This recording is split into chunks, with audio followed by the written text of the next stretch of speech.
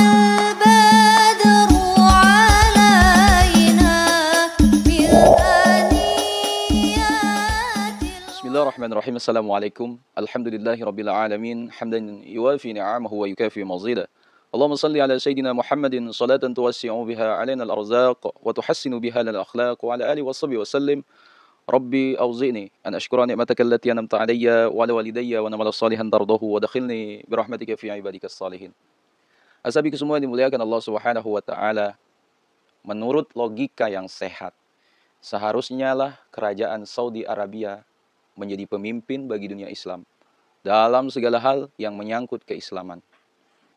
Pemimpin dalam menyebarkan dakwah Islam, sekaligus pemimpin dunia Islam dalam menghadapi serangan kaum kufar yang terus-menerus melakukan serangan terhadap agama Allah Subhanahu wa taala ini dalam berbagai bentuk. Baik dalam hal al-ghaz al-fikri, ya, serangan pemikiran dan kebudayaan maupun serangan qital. Seharusnya lah yang mengaku Salafi Wahabi, seharusnya lah Saudi Arabia menjadi pelindung bagi Muslim Palestina, Muslim Afghanistan, Muslim Irak, Muslim Patani, Muslim Rohingya, Muslim Bosnia, Muslim Azerbaijan, dan kaum muslimin di seluruh dunia. Tapi yang terjadi dalam realitas sesungguhnya mungkin masih jadi pertanyaan banyak pihak. Karena harapan itu masih jauh dari kenyataan. Craig Unger, ya, mantan Deputi Direktur New York Observer, di dalam karyanya yang sangat berani berjudul Dinasti Bush, Dinasti Saud tahun 2004, memaparkan kelakuan beberapa oknum di dalam tubuh kerajaan negeri itu. Bahkan, di antaranya termasuk para pangeran dari keluarga kerajaan.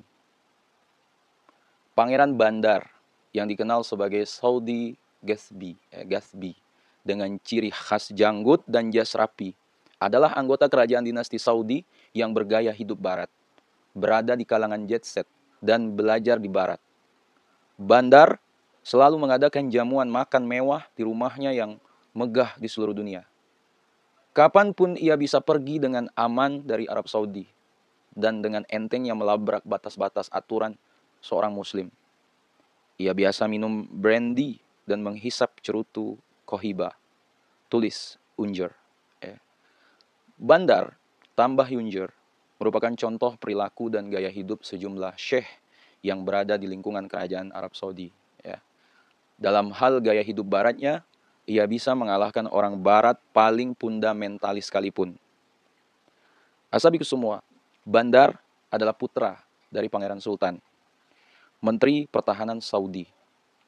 Dia juga kemenakan dari Raja Fahd, Raja Fahd, dan orang kedua yang berhak mewarisi mahkota kerajaan, sekaligus cucu dari almarhum King Abdul Aziz, pendiri kerajaan Saudi modern. Bukan hanya Pangeran Bandar yang seperti itu, ya. Beberapa kebijakan dan sikap kerajaan terkadang juga agak membingungkan, ya. Asabiku semua, siapapun tak akan bisa menyangkal bahwa kerajaan Saudi amat dekat, ya, jika tidak bisa dikatakan sekutu terdekat, ya, Amerika Serikat. Di mulut para syekh-syekh itu, ya, biasa mencaci maki Zionis Israel dan Amerika. Tetapi mata dunia nih, melihat banyak di antara mereka yang berkawan akrab dan bersekutu dengannya. Barangkali kenyataan inilah yang bisa menjawab mengapa kerajaan Saudi menyerahkan penjagaan keamanan bagi negerinya, ya, termasuk Mekah dan Madinah kepada tentara Zionis Amerika. Asabiku semua, bahkan dikabarkan bahwa Saudi pula yang mengontak Final Corporation di tahun 1970-an untuk melatih tentaranya, Saudi Arabian National Guard, ya, dan mengadakan logistik tempur bagi tentaranya. Final merupakan salah satu private military company, ya, terbesar di Amerika Serikat yang bisa disamakan dengan perusahaan penyedia tentara bayaran. Azabiku semua, ketika umat Islam dunia melihat pasukan Amerika Serikat yang hendak mendirikan pangkalan militer utama Amerika Serikat dalam menghadapi invasi Irak atas Kuwait, ya, beberapa tahun yang lalu, ya, maka hal itu tidak lepas dari kebijakan orang-orang yang berada dalam kerajaan tersebut. Langkah-langkah mengejutkan yang diambil pihak kerajaan Saudi tersebut, ya, sesungguhnya tidak mengejutkan bagi yang tahu latar belakang berdirinya kerajaan Saudi Arabia itu sendiri.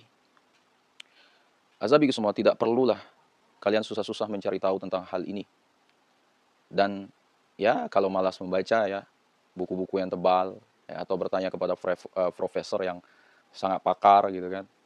Ya, sahabatku semua, silakan kalian cari, kalian cek, kalian tonton. Itu sebuah film yang dirilis tahun 1962 berjudul Lawrence of Arabia, dan tontonlah.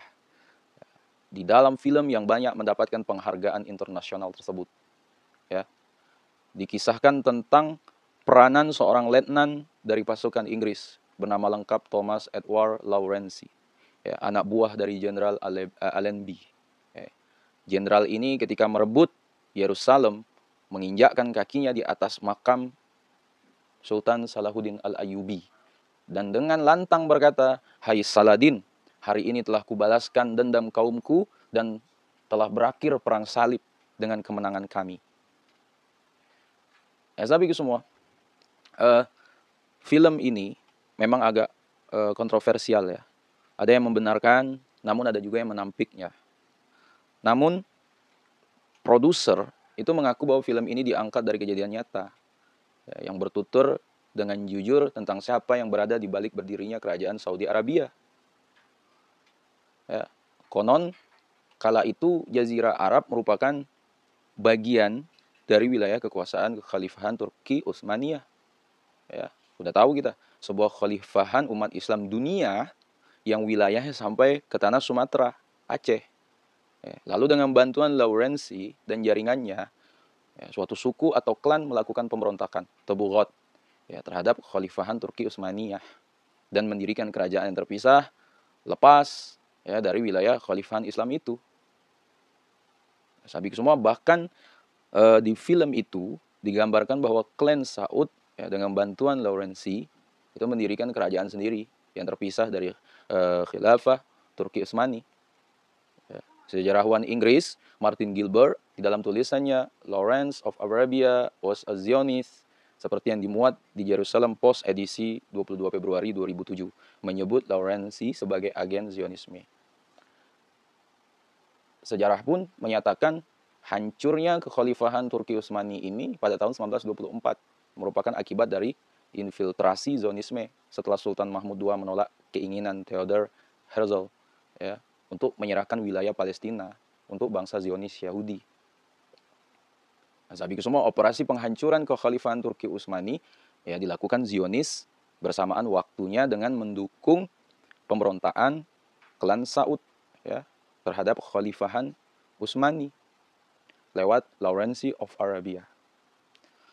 Sahabatku semua, entah apa yang terjadi, namun hingga detik ini kerajaan Saudi Arabia, walau Mekah Al-Mukarramah wa Madinah ya, ada di dalam wilayahnya, tetap menjadi sekutu terdekat Amerika Serikat. Mereka tetap menjadi sahabat yang manis bagi Amerika. Ya, selain film Lawrence of Arabia, ya, ada beberapa buku ya, yang bisa menggambarkan hal ini, yang sudah diterjemahkan ke dalam bahasa Indonesia. Silakan kalian cari. Antara lain yang pertama, Wa'du Kissinger, Belitan Amerika di Tanah Suci, membongkar strategi Amerika Serikat menguasai Timur Tengah. Ini karya Dr. Safar Al-Hawali, mantan dekan Fakultas Akidah Universitas Ummul Qura Mekah, yang dipecat dan ditahan setelah menulis buku ini. Ya, yang edisi Indonesia itu diterbitkan Jazira ya 2005. Kemudian dinasti Bush, dinasti Saud, ya, hubungan antara rahasia antara dua dinasti terkuat dunia, itu tulisan Craig Unger 2004. Edisi Indonesia diterbitkan oleh Diwan tahun 2006.